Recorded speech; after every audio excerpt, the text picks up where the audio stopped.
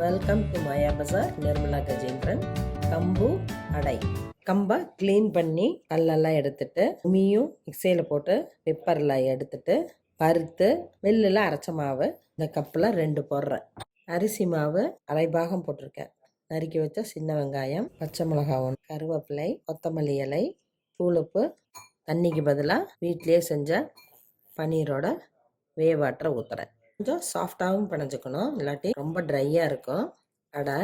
பச்சை மிளகாயை குறைச்சிக்கிட்டு pepper powder 1/4 teaspoon போட்டுக்கலாம். 1 டீஸ்பூன் நெய் விடுறேன். துருவிய தேங்காய் டேஸ்ட்டும் கொடுக்கும், அடை கொஞ்சம் சாஃப்ட்னஸும் கொடுக்கும். எண்ணெய் அப்ளை பண்ணிக்கலாம். ரொம்பவும் தின்னா தட்டக்கூடாது. கடலை எண்ணெய் ஊற்றிக்கலாம். கொஞ்சமாக எண்ணெய் விட்டுக்குவோம்.